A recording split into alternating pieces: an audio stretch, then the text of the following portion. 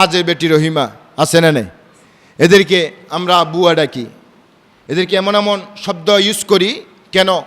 আপনার কাজের বুয়া যখন আপনার মায়ের সমবয়সী হবে আপনি খালা দেখেন, থেকে একটু যদি ভাড়া দুইবার খোঁজে এরকম স্ট্যান্ডকে মারে, ড্রাইভারকেও গালি দিয়ে, এরকম মানুষ আছে না নেই? কেন ভাই? আপনারা দেখবেন সবচেয়ে বেশি রিক্সাওয়ালার থেকেও বেশি অবহেলিত হচ্ছে যে ড্রাইভারদের। কথায় কথা মানুষ গালি দেয়। কোনো মানুষকে যদি কাজে লাগাতে চান, রসুল পাক বলছেন তার পারিশ্রমিক নির্ধারণ করো, তার পারিশ্রমিক সময় নির্ধারণ করো। পারিশ্রমিক নির্ধারণ করতে হবে, সময়ও নির্ধারণ করতে হবে। ওই জবান বরাবর তার সময় নির্ধারিত সময় পর্যন্ত তার পারিশ্রমিক দিতে হবে, আর সময় যদি ওভার হয় তাকে অতিরিক্ত টাকা দিতে হবে। এইরকম যদি কেউ হক না দেয়, ওই কঠিন কিয়ামতে রসুল পাক বলছেন 3 শ্রেণীর লোককে আল্লাহ পাক কিয়ামতে আসামি করবে। শ্রমিকরা যাতে কষ্ট না পায়, শ্রমিকরা যাতে এটা বুঝতে না পারে যে আমি গরিব মানুষ, আমি কুলি, আমি ড্রাইভার, আমি গাড়ির স্ট্যান্ড, আমি অত্যন্ত একজন কর্মজীবী মানুষ, যাতে মন খারাপ হয়ে না যায়, সেজন্য আল্লাহ রাব্বুল আলামিন আমাদের নবীর মাধ্যমে এই দুনিয়ার মধ্যে সবচাইতে বেশি সম্মানিত করেছেন শ্রমিকদেরকে। জোর বলেন সুবহানাল্লাহ, যাতে তারা কষ্ট না পায়। সুতরাং শ্রমিকদের ব্যাপারে ইসলাম অত্যন্ত স্পষ্ট ভাষায় আল্লাহ পাক কোরআন এবং রসুল পাক হাদিস শরীফ আমাদেরকে তাদের মর্যাদা, তাদের স্থান কোথায়, আল্লাহ পাক আমাদেরকে সেই কথাটুকু বর্ণনা করে দিচ্ছেন। আল্লাহ পাক যদি তৌফিক দেয়, শ্রমিকদের বিষয়ে যারা কাজ করে, হাতে কামাই করে খায়, এদের বিষয়ে ইসলাম কি বলে, আল্লাহ পাক যদি তৌফিক দেয় আজকে আমরা শুনবো। ওমা তৌফিক ইল্লা বিল্লাহ। জয় বলুন আমিন। আল্লাহ তুমি দয়ার সাগর, রহমানু রহিম। আল্লাহ তুমি দয়ার সাগর, রহমানু রহিম। তোমার দয়ায় পূর্ণ আমার সারা নিশিদিন। তোমার দয়ায় পূর্ণ আমার সারা নিশিদিন। তুমি মিটাও সকল চাওয়া, দুদিন আগে পরে। তোমার কাছে সকল পাওয়া, সবই তোমার তরে। তুমি মিটাও সকল চাওয়া, দুদিন আগে পরে। তোমার কাছে সকল পাওয়া, সবই তোমার তরে। তোমার পথে চললে মানুষ, তোমার পথে চললে মানুষ আসবে যে সুদিন।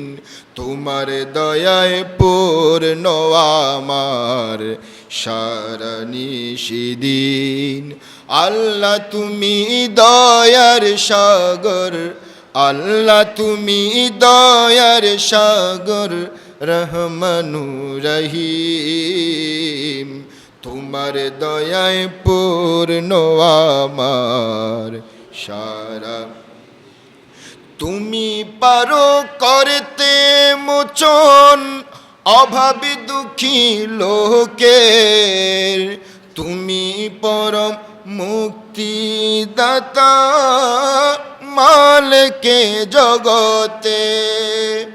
তুমি পারো করতে মোচন অভাবী দুঃখী লোকের। তুমি পরম মুক্তিদাতা, মালিকে জগতে। তোমার কাছে চাই যে পানা, তোমার কাছে চাই যে পানা আমরা প্রতিদিন। তোমার দয়ায় পূর্ণ আমার সারা। আল্লাহ তুমি দয়ার সাগর, আল্লাহ তুমি দয়ার সাগর, রহমানু রহিম। তোমার দয়ায় পূর্ণ আমার সালাতুন ইয়া রাসূলুল্লাহ আলাইকুম हबीबे किबरिया तुम हो शफीए आसिया तुम हो तुम्हें छोड़ कर कहाँ जाओ बता दो या रसूल अल्लाह सलातुन या रसूल अल्लाह अलैकुम हरम की ज़मीं और कदम रखी चलना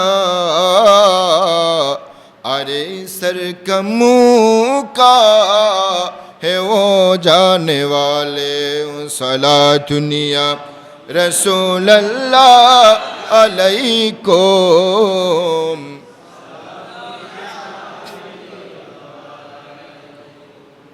সম্মানিত বন্ধুগণ, আল্লাহ পাক কোরআনে পাকে বলছেন নামাজ শেষ। যেহেতু শ্রমিকদের মর্যাদা আল্লাহর পক্ষ থেকে এসেছে, রসুল পাকের পক্ষ থেকে এসেছে, সুতরাং আল্লাহ পাক আমাদেরকে বলছেন নামাজ শেষ। ফাইদা কুদিয়াতি সালাত ফান্তাশিরু ফিল আরদ, আর ঘুমানোর সুযোগ নাই, ছড়িয়ে পড়ো।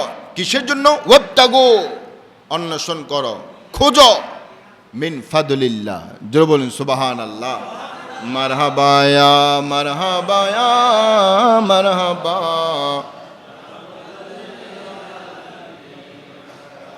তাহলে এখন আল্লাহ পাক অন্য আয়াতে এভাবে বলছেন ওয়ামা মিন দাব্বাতিন ফিল আরদি ইল্লা আলাল্লাহি রিজকুহা। আল্লাহ পাক বলছেন পৃথিবীর প্রত্যেকটা প্রাণী, জলচর, যারা জলের মধ্যে বাস করে, এরকম অসংখ্য কোটি কোটি প্রাণী আছে না নাই? জলের মধ্যে দেখবেন এমন এমন বিরাট বিরাট মাছ, এমন এমন বিরাট বিরাট মাছ আছে যে পৃথিবীর কোনো রাজা বাদশার পক্ষে গোটা পৃথিবীর সমস্ত মানুষ যদি দাওয়াত দেয়, একবেলা শুধু শ্রেষ্ঠ জীব মানুষ তো দূরের কথা, সমুদ্রের মধ্যে যেই জলচর প্রাণী আছে, যেই প্রাণীগুলো আল্লাহ পাক সমুদ্রের মধ্যে সৃষ্টি করেছেন, তাও আমাদের জন্য, ঠিক কিনা বলেন? এই সৃষ্টিগুলোকে কেউ যদি ভাত খাওয়াইতে চায়, একবেলা পৃথিবীর সমস্ত মানুষের সম্পদ ফুরে যাবে, কিন্তু সমুদ্রের সামান্য শুধু এক শ্রেণীর সমুদ্রের প্রাণীগুলোকে এই পৃথিবীর রাজা বাদশাহ ধনী গরিব সমস্ত মানুষ মিলে একবেলা খাবার দেওয়া সম্ভব। হযরত সুলাইমান আলাইহিস সালাম তিনি আল্লাহর কাছে আরজ করলেন যে আমাকে তো বাদশাহ বানাইছেন, দুনিয়ার অসংখ্য ধন দৌলত, আমাকে বাতাসকে আমার অনুগত করে দিয়েছেন, আকাশকে আমার অনুগত করে দিয়েছেন, আকাশের মেঘমালাকে আমি যেরকম বলি সেরকম শুনে, সমুদ্রের পানি, জিন, যত কিছু আছে, পোকা মাকড় পিঁপড়া থেকে শুরু করে, আমি নবীর গোলামি করে, আমি নবীর কথা শুনে আমার আদেশ মানতে বাধ্য। আয় আল্লাহ পাক আমাকে নবী বানিয়ে সম্মানিত করেছেন, এই সমস্ত মুজিজা দিয়ে পশু পাখির উপর ক্ষমতা প্রদান করেছেন, যে ক্ষমতা প্রয়োগ করা পৃথিবীর আর কারো পক্ষে সম্ভব না। সুতরাং আমাকে একটা সুযোগ দেন, সমস্ত প্রাণীকুলকে একবেলা খাবার খাওয়াবো। যেমন সুবহানাল্লাহ। তাহলে অনেক ঘটনা, লম্বা, সময় কম, আমার কিন্তু মূল বক্তব্য সেটা না। আমার শুধু এটাই বুঝাতে চাচ্ছি, একদম শেষ করে দিই সিম্পলভাবে। তিনি বিরাট বিরাট পাহাড় সমপরিমাণ খাবারের আয়োজন করলেন, কয়েকটা দেশ ভরপুর করে ফেলছেন খাবার দিয়ে।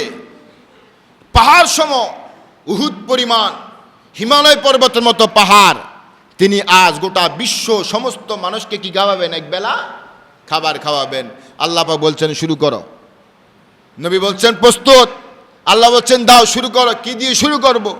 দাও আগে সমুদ্রে, যেহেতু কিনারা, পাহাড় সবসময় কোথায় থাকে? সমুদ্রের কিনারায় থাকে। শুরু করো সমুদ্রের প্রাণী দিয়ে। একটি বিরাট মাছ এসে ওই সুলাইমান নবীর জামানো এগুলা কোনো মানুষ দিয়ে বানানো খানাগুলা, কারণ মানুষ দিয়ে খানা বানাতে অনেক সময় দরকার আছে না নাই? কারণ সুলাইমান নবীর তো অসংখ্য জিন আছে, এক একটা জিন যে তাদের চেহারা, তাদের পা হচ্ছে দুনিয়ায়, মাথা হচ্ছে আকাশে, পাহাড়ের মতো এদের শরীর, এদের যত ক্ষমতা আছে সমস্ত ক্ষমতা দিয়ে দিন রাত পরিশ্রম করে অসংখ্য দিন মিলিয়ে টনকে টন, মনকে মন, পাহাড়কে পাহাড়, পর্বতকে পর্বত খাবার প্রস্তুত করেছে কোনো মানুষদের মাধ্যমে না, জিনদের মাধ্যমে। যে বলেন সুবহানাল্লাহ। এই সমস্ত জিনদের খাবার আল্লাহর কুদরতে একটি মাত্র মাছ এসে সব কিছু গিলে ফেলছে। সুবহানাল্লাহ। এখন খাইছে তো খাইছে, সুলাইমান নবীও খাইতে বসে আছে। কয় আল্লাহ এটা কোন ধরনের বিষয়? খাবার তো দিলাম, আমাকে সে খাইতে চায়।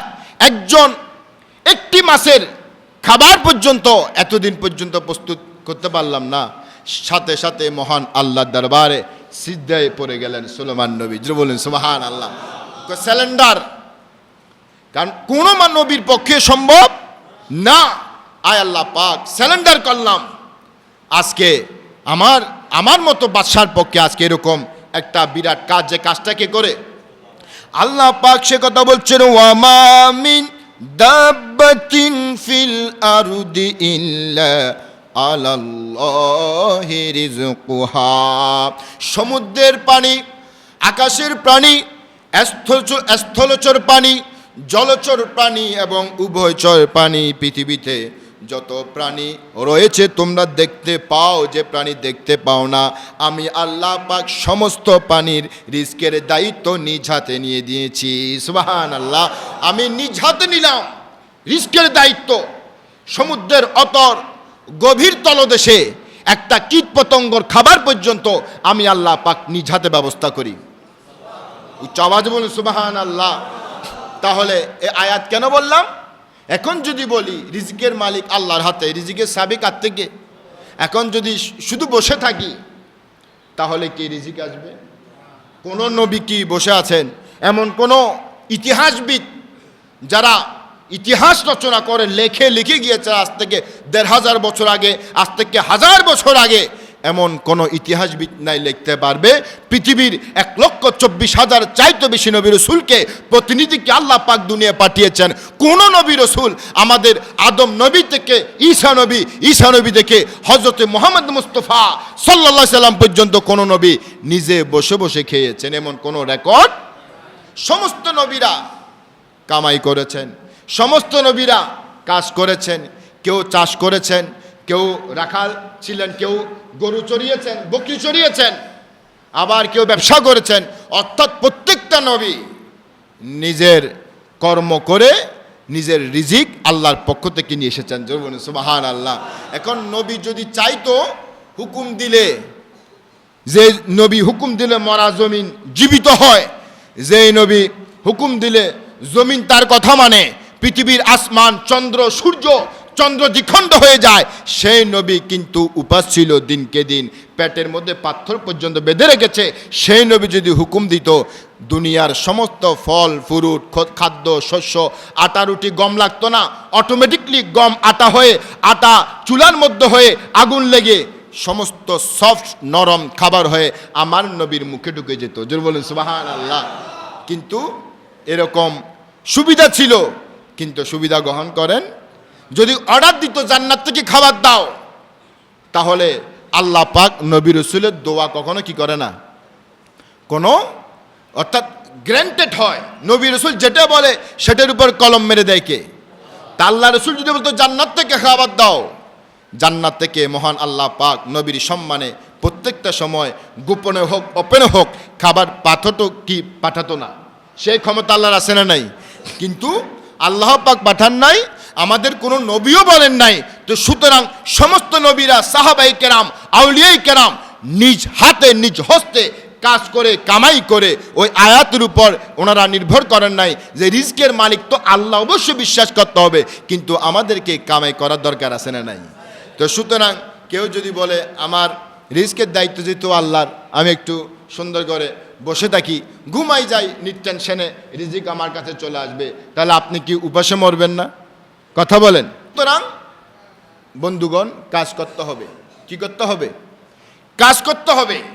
কারণ পরিশ্রম সৌভাগ্যের প্রসূতি। এই যে আপনাদের সমাজে, দেশে, পাড়া প্রতিবেশী সব জায়গায় যারা কুলি, দিনমজুর, ড্রাইভার, যারা শ্রমিক, যারা কৃষিকাজ করে, যারা আপনার দোকানে কাজ করে, এরা কিন্তু অনেক মানুষ মনে করে যে যেরা মনে নিচু শ্রেণীর লোক, নাউজুবিল্লাহ বলে। অনেক মানুষের এরকম ধারণা আছে না নাই? এরা মনে করে যে নিকৃষ্ট লোক, নিচু শ্রেণীর লোক। কিন্তু ইসলাম কি বলছে? আল্লাহ রসুল বলছেন আল কাসিবু হাবিবুল্লাহ, সমাজের মধ্যে যারা কামাই করে খায়, কুলি হোক, রিক্সাওয়ালা হোক, ঠেলাগাড়ি হোক, দিনমজুর হোক, শ্রমিক হোক, ড্রাইভার হোক, যারাই কাজ করে খায়, আল্লাহর নবী বলছেন নিজে জবান দিয়ে আল কাসিবু হাবিবুল্লাহ, সুতরাং সাবধান, এরা নিচু বংশের লোক নয়, নিচু শ্রেণীর লোক নয়, এরা হচ্ছে প্রকৃত আল্লাহর বন্ধু। জোরে বলুন সুবহানাল্লাহ। বেশ কম আছে না নাই? আমাদের দৃষ্টিভঙ্গি একটা, যে মনে হচ্ছে এরা কুলি সামার, এগুলা শ্রমিক, এদের আবার কি মর্যাদা, এদের আবার কি সম্মান। কিন্তু আপনি একটু ইসলাম ঘাটেন, আপনি একটু কোরআন হাদিস শরীফ একটু রিচার্জ করেন, দেখেন আল্লাহর প্রকৃত বন্ধু কোনো পয়সাওয়ালা নয়, কোনো বাড়ি গাড়ির মালিকওয়ালা নয়। তবে হ্যাঁ, ওই বাড়ি গাড়ি পয়সাওয়ালা আল্লাহর বন্ধু হতে পারে যদি সর্বক্ষণ ওয়াজকুরুল্লাহ যিকরান কাসীরান লাআল্লাকুম তুফলিহুন, যদি সর্বক্ষেত্রে আল্লাহকে স্মরণ করে, আল্লাহকে ভয় করে, ইত্তাকিল্লাহ, সেই ব্যক্তি যতই ধনী হোক, হযরত উসমানের মতো ধনী, হযরত ফারুক আজমের মতো পৃথিবীর বাদশা হোক, আল্লাহ তাকে সাথে সাথে কবুল করে নেবেন। জোরে বলেন সুবহানাল্লাহ। তো সুতরাং যাদের পয়সা আছে, যাদের জমি জামা আছে, ব্যবসা আছে, গাড়ি বাড়ি আছে, এরা কিন্তু আল্লাহর বন্ধু হওয়ার পথ বেশি সহজ, ঠিক কিনা বলেন? একজন গরিব মানুষ আল্লাহর কাজ করতে অনেক রকম বাধা আসে, কিন্তু যাদেরকে আল্লাহ তৌফিক দেয়, পয়সা দেয়, ধন দৌলত দেয়, এরা আল্লাহর কাছে যাইতে অত্যন্ত অত্যন্ত সহজ। তার উজ্জ্বল প্রমাণ যদি দেখতে চান, হযরত উসমান গনি, যাকে ধনী বলা হয় পৃথিবীর, সে উসমান গনি, হযরত আবু বকর সিদ্দিক তৎকালীন গোটা পৃথিবীর নাম্বার 1 ব্যবসায়ী ছিল। সমস্ত ব্যবসার টাকা পয়সা, ঘরের ঝাড়ু পর্যন্ত আল্লাহ রসুলের কদম মোবারকে ইসলামের জন্য, মানুষের জন্য সমস্ত কিছু ব্যয় করে দিয়েছেন। জোরে বলুন সুবহানাল্লাহ। এখন যদি বলি পয়সাওয়ালারা আল্লাহর বন্ধু হতে পারবে না, পয়সাওয়ালারা, ধনীওয়ালারা আল্লাহর অপছন্দের মানুষ না, এটা ইমানের ক্ষতি হয়ে যাবে। কারণ পৃথিবীর মধ্যে যত সাহাবায়ে কেরাম, অধিকাংশ সাহাবায়ে কেরাম ধনী ছিলেন, অধিকাংশ সাহাবায়ে কেরাম ধনী ছিলেন। হযরত উসমান জিন্নুরাইন রাদিয়াল্লাহু তাআলা আন, একবার আরবের মধ্যে একটা বিশাল অভাব, দুর্ভিক্ষ চলছে। তিনি ইয়ামান দেশ থেকে একটা বিরাট গমের চালান এনেছেন। শুধু তিনিই, ওনার পক্ষে সম্ভব। কারণ বর্তমান যদি আমাদের দেশের মধ্যে কোনো একটা প্রোডাক্ট শর্ট হয়, এটা সাধারণ কোনো ব্যবসায়ী বিদেশ থেকে ক্রয় করতে পারে না। নামকরা কোনো ব্যবসায়ী, নামকরা কোনো ব্র্যান্ডের ব্যবসায়ী, এরা বিদেশ থেকে যত crore crore billion trillion dollar দরকার, এটা সেখান থেকে আমদানি করতে পারবে, ঠিক কিনা বলেন? সাধারণ কোনো ব্যবসায়ী পারবে না। ওই বড় ব্যবসায়ী থেকে মানুষ কি করে, সেখান থেকে আবার সেল হয় নানান রকম, সেখানে আবার সেটা বন্টন হয়। তো তখন হযরত উসমান জিন্নুরানের মতো ব্যবসায়ী আর ছিল না।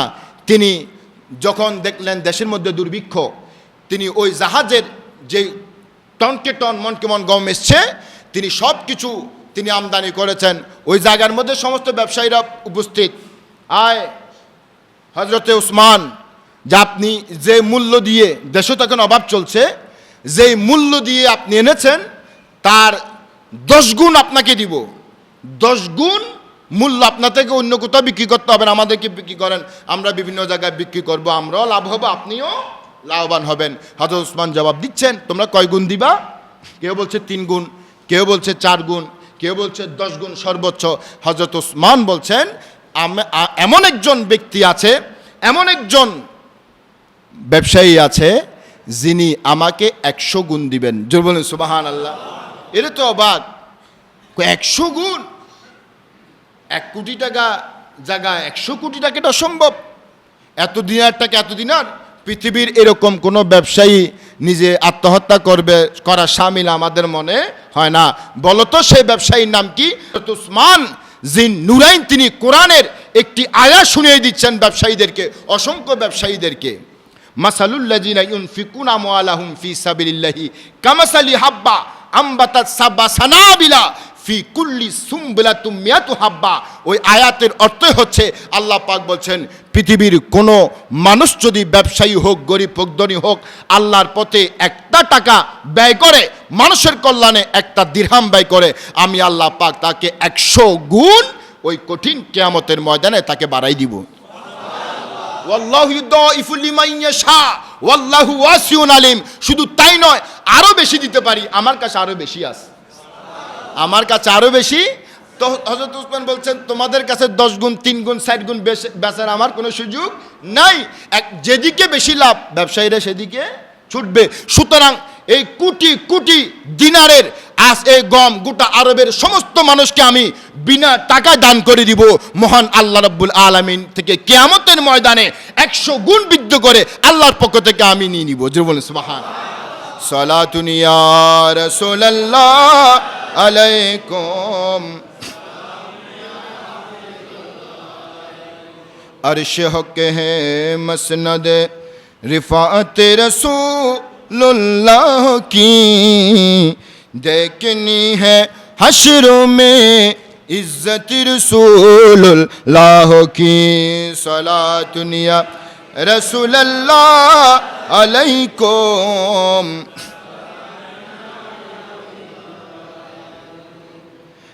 तू जिंदा है वल्लाह है, तो जिंदा है वल्लाह, मेरे चश्मे आलम से छुपे जाने वाले। सलातुन या रसूलल्लाह अलैकुम। একদম সময় অল্প, তাহলে রসুল পাকের বাণী কি, আল্লাহর বাণী কি, আবার একটু রিপিট করি অল্প সময়। আল্লাহ পাক বলছেন, নামাজ শেষ, ফাইদা কুদিয়াতিস সালাত, নামাজ শেষ, ফান্তাশিরু ফিল আরদ, আমার জমিনে দৌড়াও, ছড়িয়ে পড়ো। কিসের জন্য? ওয়াবতাগু মিন ফাদলিল্লাহ, রিজিকের জন্য। যে যেটা কাজ করে রিজিক অন্বেষণ করতে চাও, কেউ ব্যবসা করো, কেউ চাকরি করো, কেউ দিন মজুর কুলি, যাও ছড়িয়ে পড়ো, ইনশাল্লাহ ওই অবস্থায় রিজিকের মালিকের দায়িত্ব কে নেবেন? আবার রসুল পাক বলছেন, আল কাসিবু হাবিবুল্লাহ, যে ব্যক্তি অলস বসে না থেকে নিজের হাতে কামাই করে, ওই ব্যক্তি কোনো নিচু বংশের মানুষ নয়। সে যদিও দুনিয়ার চোখের মধ্যে সে কুলি, সে রিক্সাওয়ালা, ঠেলাগাড়িওয়ালা, ব্যবসায়ী এবং কর্মজীবী, চাকরিজীবী, সে যত বড়ই যাই হোক, আল্লাহ রসুল বলছেন, আল কাসিবু হাবিবুল্লাহ, নিজ হাতে কামাইকারী ওই ব্যক্তির পরিচয় হচ্ছে শুধুমাত্র একটি পরিচয়, তিনি হচ্ছেন মহান আল্লাহর বন্ধু। তাহলে এই বন্ধু, যারা বন্ধু আল কাসিবু হাবিবুল্লাহ, যারা শ্রমিক, যারা দিনমজুর, যারা কর্মচারী, যারা এরকম দিনে এনে দিনে কামাই খায়, তাহলে আপনারা বলেন এই কোরআন হাদিসের এই একটা হাদিস একটা কোরআনের আলোকে ওনারা কি নিচু মানুষ নাকি আল্লাহর বন্ধু? এখন এই আল্লাহর বন্ধুদের সাথে আমাদের ব্যবহার কিরকম করা উচিত? এই আল্লাহর বন্ধুদের সাথে এখন তো দেখা যায় আমরা এদেরকে ধমক দিয়ে কথা বলি, আছে না নেই? রিক্সাওয়ালা মুরব্বী টাইপের মানুষ, নিজের বাবার বয়স এবং দাদার বয়সে এরকম মানুষকে আমাদের মতো একজন সাধারণ, হ্যাঁ টাকা আছে, টাকা একটু বেশি আছে, আমরা তুই তাই করে, এই রিক্সাওয়ালা যাবি, এই গাড়িওয়ালা তুই তাই করে ব্যবহার করি, অথচ তিনি আমার বাপের বয়স সমান। এরকম বর্তমান ঘটনা সমাজে ঘটে কি ঘটে না? কথা বলেন কেন? আপনি যদি বিশ্বাস করেন সেটা আল্লাহর বন্ধু, সম্মানিত লোক, আপনার গায়ে একটু স্মার্ট জামা আছে কিন্তু তার গায়ে নাই, আপনার গা থেকে আতরের খুশবো, সেন্টের খুশবো, কিন্তু তার গায়ে ঘামের গন্ধ। কিন্তু এটাই মনে রাখবেন যে একজন মানুষের গায়ের গন্ধ দিয়ে, গায়ের খুশবু দিয়ে আল্লাহ পাকের কাছে আস্থাভাজন প্রিয়জন হওয়া যায় না। আল্লাহ পাক বলছেন, আলা বিজিক্রিল্লাহি, একমাত্র মহান আল্লাহর কাছে ওই ব্যক্তি প্রিয় যার মনে আল্লাহর স্মরণ থাকে। সুবহানাল্লাহ। তার শরীরে কি থাকে এগুলো দেখার দরকার নাই, তার শরীরে কি ছিল কোনো প্রয়োজন নাই। তাতমাইন্নুল কুলুব, আল্লাহ নিজেই কোরআনে বলছেন ওই ব্যক্তি সবচেয়ে প্রিয় যার কলবে আমি আল্লাহর স্মরণ থাকে, আমি আল্লাহর কি থাকে, স্মরণ থাকে। তো সুতরাং রিক্সাওয়ালার ক্ষেত্রে আমরা সে বন্ধু মনে না করে বয়স্ক বাপের বয়স, দাদার বয়স, চাচার বয়স্ক ব্যক্তিকে আমরা তুই তাই করে ব্যবহার করি এবং 10 টাকার জায়গায় 20 টাকা দিতে চাই না, 20 টাকার ভাড়া আরও কমাই দিতে চাই, যত পারি কমাই দিতে চাই। অথচ যখন একটা শার্ট কিনতে যাই, একটা পাঞ্জাবি কিংবা পোশাক কিনতে যাই, সেখানে লেখা থাকে ফিক্সড প্রাইস, ফিক্সড প্রাইস, একদম। সেখানে আমাদের কোনো বাড়াবাড়ি নাই, সেখানে কোনো দরদাম নাই। সেটা হচ্ছে জেন্টলম্যান, ভদ্রতা, সম্মান, মান সম্মান আঘাত আসবে। সুন্দর করে টাকা গনে গনে দিই, নতুন টাকা আমরা জিনিস নিয়ে আসি। কিন্তু যত হিসাব নিকাশ ওই যে গরিব মানুষদের সাথে আমরা করি। তো সুতরাং এটা বলার কারণ হচ্ছে এরা হচ্ছে আল্লাহর বন্ধু, আল কাসিবু হাবিবুল্লাহ। আল্লাহর বন্ধুদের সাথে কি সুন্দর ব্যবহার করা দরকার আছে না নাই? কথা বলার দরকার আছে না নাই? এবার আসেন গাড়ির ড্রাইভার, লোকাল গাড়িতে উঠলেন, বাসের মধ্যে কিছু প্যাসেঞ্জার আছে, এরা এমনি অনেক শান্ত, অনেক ধৈর্যশীল, কিন্তু বাসের মধ্যে উঠলে এদের মাথা 100 ডিগ্রি গরম হয়ে যায়। একটু থেকে একটু যদি ভাড়া 2 বার খোঁজে, এরকম স্ট্যান্ডকে মারে, ড্রাইভারকেও গালি দিয়ে, এরকম মানুষ আছে না নাই? কেন ভাই? আপনারা দেখবেন সবচেয়ে বেশি, রিক্সাওয়ালার থেকেও বেশি অবহেলিত হচ্ছে যে ড্রাইভারদের। কথায় কথা মানুষ গালি দেয়। কেন আপনি গালি কেন দিবেন? ভুল হতেই পারে। একটা মানুষ লোকাল গাড়িতে উঠছেন, তাকে একবার দিছেন, আরেকবার আপনি জিজ্ঞেস করতেই পারে, সে অধিকার আছে যে ভাই ভাড়া দন না, হওয়ার লবি। তো এই যে সুন্দর ভাষা যদি বলেন যে আমি তো ভাড়া দিছি, আর কোনো সমস্যা আছে? একটু সমস্যা হচ্ছে গাড়ি ছাড়তে, কিংবা একটু 19-20 হচ্ছে, তাকে সুন্দর ভাষা বলেন যে ভাই ড্রাইভার ভাই, আপনিও ভাই, আমার ভাই, যে একটু এরকম করেন না, এরকম চালান একটু তাড়াতাড়ি, যে আমাদের কাজ আছে। আর কোনো এখানে রহমত, আল্লাহর কি রহমত হবে না? একটু থেকে 19-20 হলেই ড্রাইভারদেরকে এবং স্ট্যান্ডদেরকে মারে পর্যন্ত এরকম অসংখ্য ঘটনা আমাদের মতো আপনাদের মুসলমান এরকম ঘটাই থাকে, ঠিক কিনা বলেন? এগুলো কেমন আচরণ? বিধর্মীরা দেখে তো এগুলো হাসে। একজন হিন্দুকে কখনো দেখবেন না একজন ড্রাইভারের সাথে ঝগড়া করতে, শান্তভাবে এরা বসে থাকবে। একজন বিধর্মীকে কখনো দেখবেন না মারামারি করতে। যত মারামারি ড্রাইভারদের সাথে, সামান্য একটা বিষয়, একটা ত্যাগ দিতে না পারে 19-20 করে মারামারি, গালাগালি, দুনিয়া যত ডোম সামানে গাল আছে, আমরা মুসলমানরা ওই ড্রাইভার শ্রমিকদের সাথে আমরা ব্যবহার করি। এগুলো হচ্ছে এদের উপর একটা জুলুম। আল্লাহ পাক আমাদেরকে এরও শ্রমিক যেহেতু আল্লাহর হাবিব, আল্লাহ পাক এদেরকে সুন্দর ব্যবহার করা আমাদেরকে তৌফিক দান করুন, আমিন বলেন।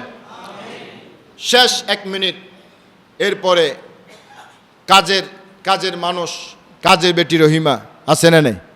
এদেরকে আমরা বুয়া ডাকি, এদেরকে এমন শব্দ ইউজ করি কেন? আপনার কাজের বুয়া যখন আপনার মায়ের সমবয়সী হবে, আপনি খালা দেখেন, সমস্যা আছে? আপনার যদি অহংকারকে দমন করতে চান, আপনার অধীনে একজন কর্মচারী আপনার সমবয়সী, আপনি ভাই ডাকেন।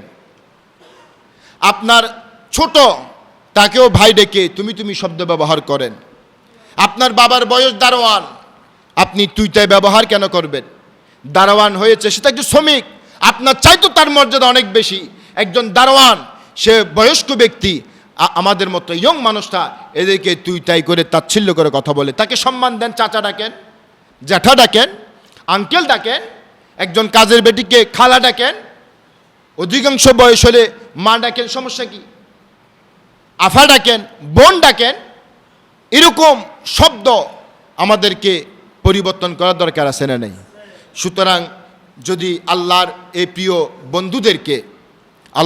বন্ধুদেরকে যদি একটু সুন্দর ব্যবহার করেন, সুন্দর একটু সুযোগ দেন, রসুল পাক বলছেন যে শ্রমিকের ঘাম শুকানোর আগে তাদের পারিশ্রমিক তোমরা পরিশোধ করো, এবং কোনো কাজে লাগানোর আগে এদের সাথে পারিশ্রমিক নির্ধারণ করো। এখন তো আমরা নির্ধারণ করি না, ধর কাজে লাগাই দিছে, পরে বলছে এটা ঝগড়াবাজি জায়গা। কিন্তু ইসলামের বিধান কি, নবীর বিধান কি? যদি কোনো শ্রমিককে কাজে লাগাতে চাও, সেটা রাজমিস্ত্রি হোক, ইলেকট্রিক মিস্ত্রি হোক, এসি মিস্ত্রি হোক, সেটা কোনো আপনার 5 মিস্ত্রি হোক, যে কোনো XYZ, আমার তো এতগুলো এখন মনে নাই, কত রকম সেক্টর আছে না নেই? কোনো মানুষকে যদি কাজে লাগাতে চান, রসুল পাক বলছেন তার পারিশ্রমিক নির্ধারণ করো, তার পারিশ্রমিক সময় নির্ধারণ করো। পারিশ্রমিক নির্ধারণ করতে হবে, সময়ও নির্ধারণ করতে হবে। ওই জবান বরাবর তার সময় নির্ধারিত সময় পর্যন্ত তার পারিশ্রমিক দিতে হবে। আর সময় যদি আবার হয় তাকে অতিরিক্ত টাকা দিতে হবে। এইরকম যদি কেউ হক না দেয়, ওই কঠিন কিয়ামতে রসুল পাক বলছেন 3 শ্রেণীর লোককে আল্লাহ পাক কিয়ামতে আসামি করবেন। কয় শ্রেণীর লোক? কথা বলেন, কয় শ্রেণীর? 3 শ্রেণীর মামলা দায়ের করবেন। দেখেন বিচারকের নাম কি? বলেন বিচারক কে? হাসরের ময়দানে বিচারকের নাম। আবার যিনি মামলা করবেন, রসুল পাক বলছেন ওই বিচারক 3 শ্রেণীর লোকের বিরুদ্ধে মামলা করবেন। সাহাবায়ে কেরাম বলছেন কারা কারা? শুধু একটা বলি, যেহেতু একটা প্রসঙ্গ আছে। রসুল পাক বলছেন যে পৃথিবীতে যে সমস্ত মানুষকে শ্রমিকদেরকে কাজে লাগিয়ে তাদের মজুরি দেয় না, তাদের সাথে বাটপারি করে, সিটারবাজি করে, তাদের রক্তের ঘাম শুকানোর পর তাদেরকে টাকা না দিয়ে মেরে খায়, ওই সমস্ত শ্রমিকদের টাকা মেরে খাওয়া ব্যক্তির বিরুদ্ধে এই দুনিয়ার কোনো ব্যক্তি নয়, মহান আল্লাহ রাব্বুল আলামিন নিজেই কিয়ামতের ময়দানে মামলা দায়ের করবেন। বুঝছেন কত বড় বিষয় কথা? অনেক মানুষ আছে না নাই মারি খায়, অনেক মিস্ত্রি আছে না তাদের শ্রমিকের টাকা মেরে খায়, অনেক রাজমিস্ত্রি কন্ট্রাক্টর দেখছি দুনিয়ায়, আপনারাও দেখছেন, শ্রমিকদের টাকা মেরে খায়, মালিক থেকে টাকা নিয়ে ফেলে। কিন্তু ওই যে মানুষ যারা কাজ করছে খেটে করে, এদের টাকা নাই, লস হয়েছে, এদেরকে পথে পথে ঘুরে। তো সুতরাং দুনিয়ার জমিনে বিচার হোক না হোক, কিয়ামতের ময়দানে যে সমস্ত ব্যক্তিরা শ্রমিকদের টাকা মেরে খাবে, আল্লাহ রাব্বুল আলামিন নিজেই বিচারক, নিজেই হচ্ছে মামলা দায়ের করবেন। আল্লাহ পাক আমাদেরকে শ্রমিকদের ইসলামে দেখানো মতে সর্বোচ্চ মর্যাদায় আসীন করার তৌফিক দান করুক। আসসালামু আলাইকুম রহমতুল্লাহ।